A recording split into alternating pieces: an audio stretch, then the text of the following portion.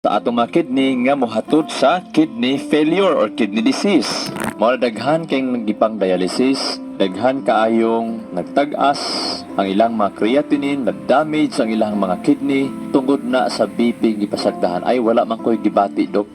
Wala pa karon pero pag once taas imong BP o once ma-damage na imong lawas ay pa ka mobati og grabing mga simptomas. Maabot na lang sa kaadlaw nga mosakit imong ulo o niya maglisod na kaglakaw simbang ko lang. Ang taas nga blood pressure pwede makadaot sa imong mata. Tungod kay madaot gihapon ang mga kaugatan nga paingon sa atong mga mata.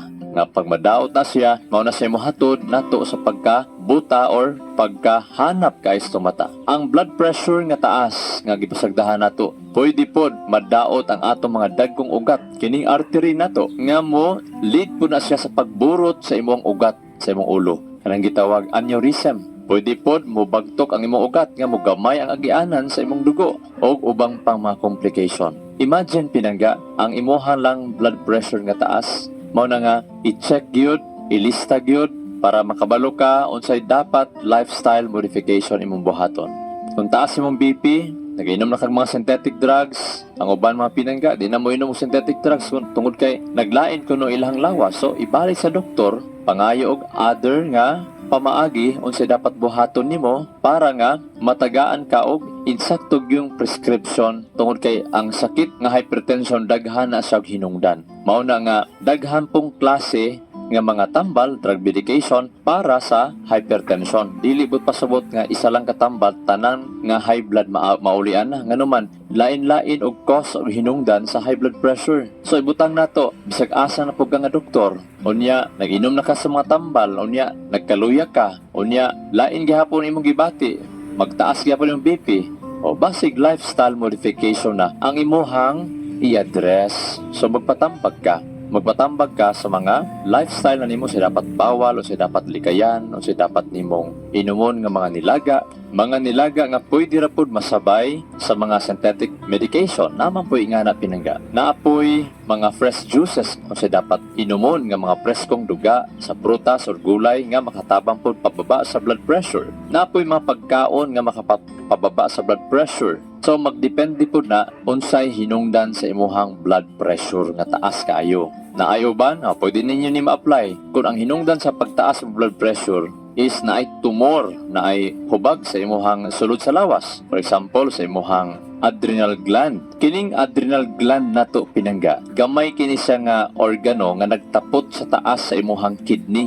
Duha ka kidney og ang function, ang trabaho niining adrenal gland nato mohimo ni siya og mga hormones nga mutabang na siya pag-regulate sa atong metabolismo. Pasabot ang imong gikaon matabangan sa imuhang lawas nga ma-convert na siya nga mahimong enerhiya para lagsik ka nakay kusog. Kinahanglan na ang trabaho, ang function ni adrenal gland.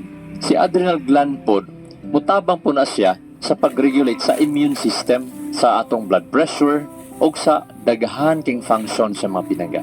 Now, pag si adrenal gland matubuan og tumor tungod kay hingaon kayo ka og karne, mga masebo at taba sa mga karne, unya ang imong ipangaon kaayo nimo ipang feeds, unya ang daghan gyud sa imong pagkaon sa imong diet is karne gyud, kana taas kay imong risgo magkaroon ka ng tumor. Dabi karon kay didto gyud mitapot sa imuhang adrenal gland. Ang mahitaboan na pinangga, pag mataputan sa tumor ang imong adrenal gland, ma-hyper si adrenal gland, makaproduce siya og daghang adrenaline or noradrenaline, no? Sa ka neurotransmitter nga ginaproduce sa tuang adrenal gland nga motabang po ni siya og pag-work, no? Sa pagpa-increase or pag-maintain sa ato ang blood pressure. So sa ato pa, pag nayabag na imong adrenal gland tungod kay nagkaroon ng tumor, na hyper na siya, mao na nga pwede ka ma-high blood. So saon ni mag-inom sa tambal pero wala ma-address ang pinakahinungdan sa imuhang high blood pressure, mao na nga madaot na lang imong kidney sa imong mga tambal gipang inom, wag gyud mauli ang imong gibati. So pananglitan mo na every 10 days or 1 month balik gyud sa imong doktor. Hantod gyud, maigo gyud unsay dapat suplemento, unsay drug medication nga makaigo-gyud sa imong hinungdan, pinakahinungdan. Mao na nga ang pag-workout sa imong sakit, pag nanakay sakit, high blood pressure, sometimes it takes months para gyud i-workout asa gyud pinaka lifestyle i-adjust unsay dapat nimong buhaton. No, tungod kay kani ba yung adrenal gland tumor, kinahanglan na siya CT scan, MRI para makita ang tumor or nag-spread na ba siya, or kinahanglan kag mga blood and urine test, no, para nga ma-measure ang imong hormone levels, kaning gitawag adrenaline. Napoy mga specialized approaches sama sa kanang gitawag nga adrenovenous sampling o kanang gitawag nga biochemical testing para ma-evaluate pod unsa pod ang klase nga tumor, unsa pod ang extent of the tumor, unsa nay size sa tumor. Lisod kay na pinangga, daghan kag mga test himuon.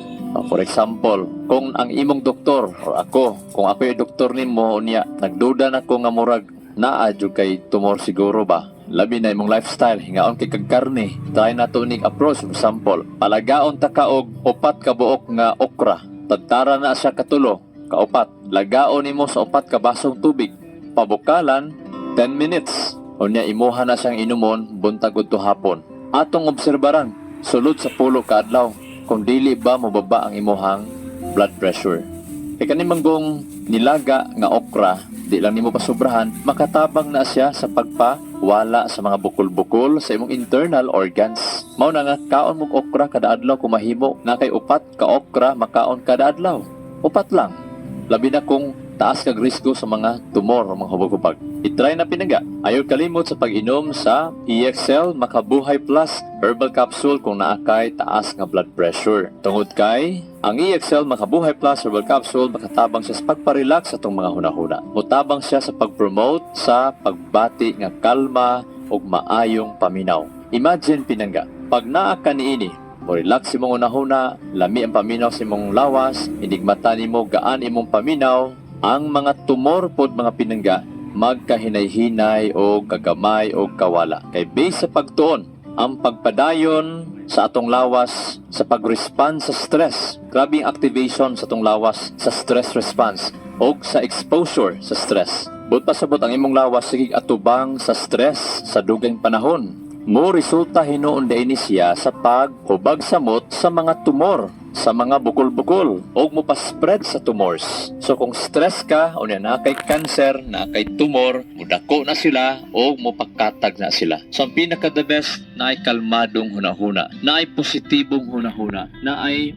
paglaom nga paghunahuna, na ay pagsalig nga hunahuna. Ang immune system pod importante kaayo mangita ni sila o mo pa eliminate sa mga cancer cells. Pero panahon nga naa ka sa taas na stress, sobra na do ka bulan ng imong stress, hantod karon nagsige gihapon kag kaguol, kabalaka, nakagidibdib na storya, hala di jud ka malipayon, dili ka kalmado hunahuna. Ang imong immune system dili siya makatrabaho sa pagpangita o pagwala sa mga cancer cells.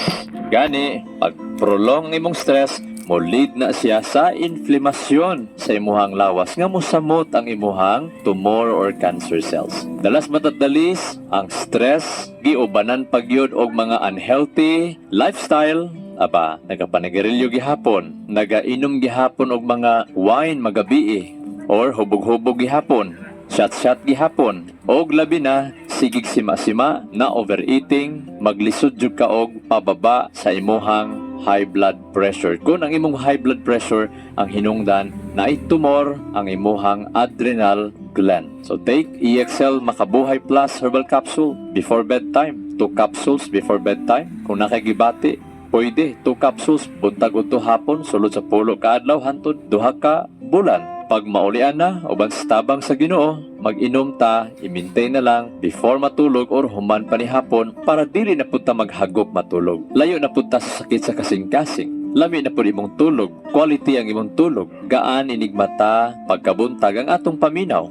Ngailhanan na siya nga naka-repair ang imuhang lawas gikan sa mga inadlaw-adlaw na to nga mga trabaho. Tungod kay panahon kita, grabing kahago, grabe po ng pagkamatay sa atong mga selula sa atong mga lawas nga kinahanglan na siya ma-repair, matrabaho, maayo, panahon nga naatay maayong pagkatulog sa gabi. Pag-inom og EXL Makabuhay Plus Herbal Capsule. makabuhay! Good news! Kay gusto namo nga mas daghan pa ang adunay tsansa nga mahimong milyonaryo. Extended ang atong EXL Makabuhay Plus Milyonaryo Kabuhayan at handog pasasalamat ng EXL Makabuhay Plus Health and Wellness for God's Glory. Kada usa ka fan sa EXL Makabuhay Plus mamahimong usa ka raffle entry. Simple lang ang pag-apil. Pagkuha lang og selfie o picture sa EXL Makabuhay Plus capsule o iyang resibo. I-post sa Facebook.